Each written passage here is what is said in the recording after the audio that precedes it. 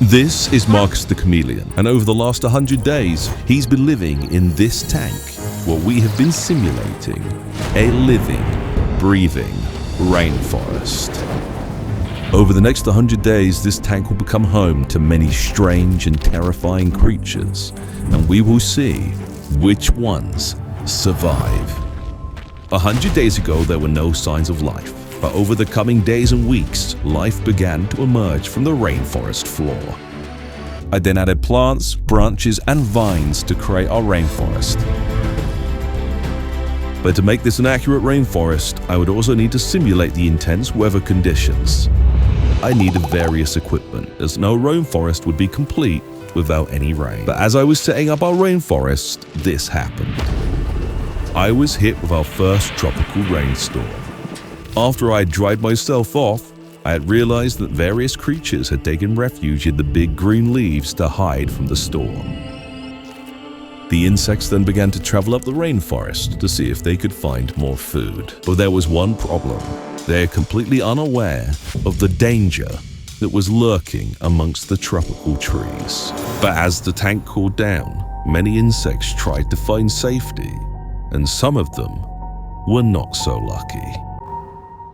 Now the tank was complete, it was time to continue to populate our rainforest with various locusts and crickets. Over the next couple days, I continued to add various insects to the tank, but what happened next, I truly wasn't expecting. Out of nowhere, a spider had appeared in the tank and had began spinning its web in an attempt to catch the creatures that were walking around the rainforest. We were 25 days into simulating our rainforest, and the ecosystem was thriving. Before we were ready to introduce a predecessor to our vivarium, I decided that I would continue to populate our rainforest. I thought it was time to add one more creature. This is the fruit fly. I had been cultivating this fruit fly habitat for a couple days, and as you could see, there were still various maggots amongst the flies that hadn't turned into their final form. Will these flies become food for the spider, or will the spider become food for something even bigger? Say hello to Marcus the Sambava chameleon. No rainforest would be complete without our exotic Madagascar chameleon being added to our vivarium. Marcus went straight for the leaves to hide as it was nighttime in the tank, but tomorrow would be the day that he begins his first hunt. It was early in the morning, and Marcus had already begun his move to find breakfast. Slowly but surely, he began his journey to the hottest part of the tank, where he would sit and wait to find his first meal.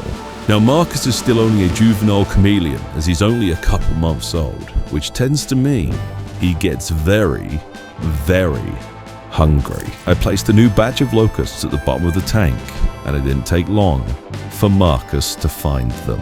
Marcus was patiently waiting in the trees of the rainforest, but the moment he spotted something, he made his move. Marcus had begun going around the tank and eating as many locusts as he could possibly find. As Marcus is still a baby chameleon, he eats up to 10 to 15 insects in a single day. And as Marcus has only had a couple of the insects, I thought I would feed him a very special treat.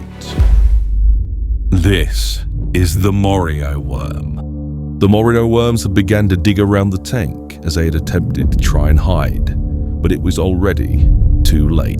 It seemed that Marcus had taken an interest in the Morio worm from the top of his tree, but they were lucky as the weather in the tank had rapidly began to change.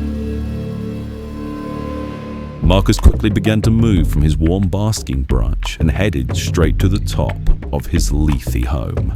The temperature in the tank had begun to drop, as the tank's ecosystem had quickly changed from day to night. Marcus then closed his eyes and had gone to sleep. A few hours had passed, and I decided that I would go back in to check to see how Marcus was doing. And this is when I saw something absolutely incredible. Marcus's color had completely changed. A few weeks ago, Marcus was a dark green baby chameleon, but overnight he had transformed into various different colors of orange and white. But as the sun began to rise and morning in the tank had begun, I noticed that Marcus wasn't the only creature that had transformed overnight.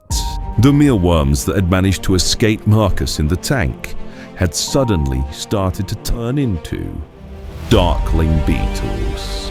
Now, the darkling beetle will be incredibly useful for our tank. Darkling beetles are known to be scavengers that will eat the decaying organic matter like the dead plants, rotting wood, and even the dead insects that were scattered around the bottom of our rainforest.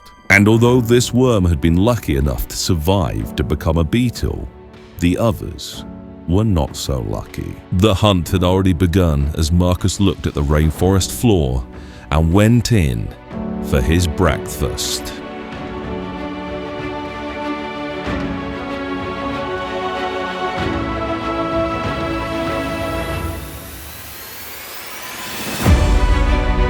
Marcus had successfully caught the Morio worm. We are now over 50 days into simulating our rainforest, and we have watched Marcus eat many bugs, insects, and now worms. Marcus had taken his Morio worm into the trees to eat, and this is when I noticed that something strange had started to begin. Marcus had begun to shed all of his skin. Marcus had entered into his final evolution, and the insects below rushed to eat the remainders of his shed. I was incredibly excited for this shed, as there was a small chance that Marcus was finally going to grow into his full, vibrant, adult chameleon colors. Marcus had completed his evolution and was now a fully grown adult chameleon. Now that Marcus was an adult chameleon, the scales on his back had turned to turquoise and red. Now a fully grown adult, Marcus went around the tank showing off his brand new colors.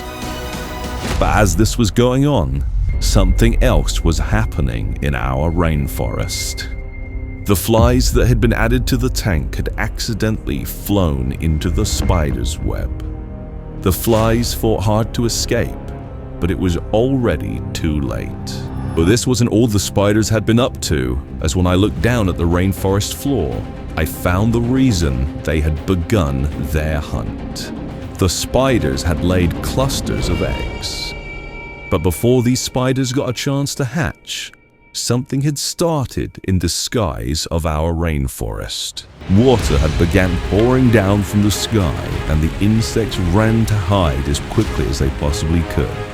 And this is because I had installed a monsoon water system. As the water trickled down from the top of the rainforest, it began to create something absolutely amazing.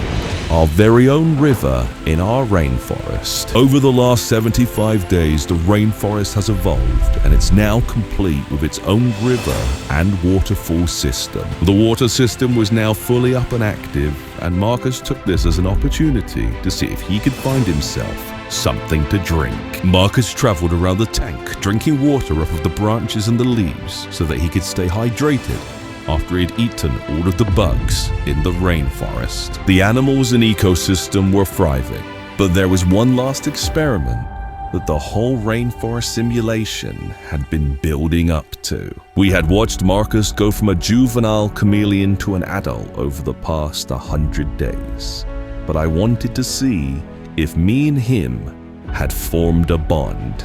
I slowly reached out my hand to see if Marcus trusted me enough to use me as a branch, but my first attempt did not go according to plan. He puffed up his body and opened his mouth to ward me off as if I was a predator. Marcus made it very clear at this point that he was not ready to become friends. We were officially 90 days into our rainforest simulation, and with only 10 days left, I came back every single day and reached out to see if he would finally take my hand. Every day he got closer and closer, even coming towards the glass to look at me to see if he wanted to become my friend. I knew that I was running out of time, as it was officially 99 days into our 100-day rainforest simulation. So much had happened over the last 100 days, and we had witnessed our ecosystem grow day by day, week by week, month by month into a fully functioning rainforest. We had witnessed many miracles of survival, and I reached out to Marcus in the hopes that we could finish off the simulation with just one more.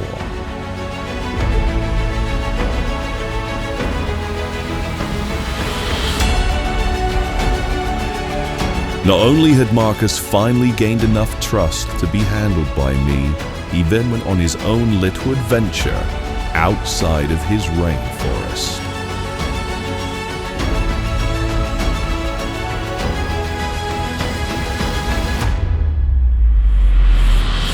I put Marcus back in his tank on the 100th and final day, and although this video is over, Marcus's journey has only just begun. So subscribe, and you'll see him in many more videos to come.